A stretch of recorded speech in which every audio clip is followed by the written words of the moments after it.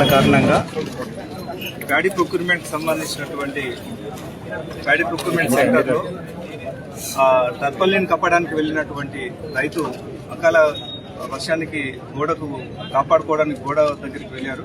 ఆ గోడ అనుకోకుండా కూలిపోవడం వల్ల తండ్రి కొడుకు ఇద్దరు చనిపోయారు. ఇంకొక చోటనేమో ఇద్దరు చనిపోయారు. ఆ విధంగా ఈరోజు జిల్లాలో 4 చనిపోయినటువంటి సంఘటన మనం చూసినాము. ఈ నేపథ్యంలో ఇక్కడ ప్రజాప్రతినిధులు కానీ ఇక్కడ ఉన్నటువంటి వాళ్ళకి న్యాయం చేయాలని కోరడం అనేటువంటి జరిగింది. ఆ నేపథ్యంలో కలెక్టర్ గారు ఇక్కడికి అడిషనల్ కలెక్టర్ రెవెన్యూగా నేను ఇక్కడికి వచ్చినాను. దీనికి సంబంధించి కలెక్టర్ గారు చెప్పినటువంటి అంశం ఏంటంటే వీరు మాకు ఒక్కొక్కరికి 50 లక్షల చొప్పున మాకు నష్టపరిహారం చెల్లించాలని చెప్పేసి వీరు ఎక్స్గ్రేషో చెల్లించాలని చెప్పేసి కోరినారు. అట్టి విషయాన్ని కలెక్టర్ గారు కూడా నాకు ధృవీకరించినారు. నేను గవర్నమెంట్కు తప్పకుండా పంపి వాళ్ళకి రికమెండ్ చేస్తాను, వారికి న్యాయం అయ్యేటట్టు కూడా సిఎస్ గారితో మాట్లాడి న్యాయం అయ్యేటట్టు చేస్తానని చెప్పేసి కూడా తెలిపినారు. అట్టి విషయాన్ని వచ్చి ఈరోజు నేను ఇక్కడ చెప్పడం కూడా జరుగుతుంది.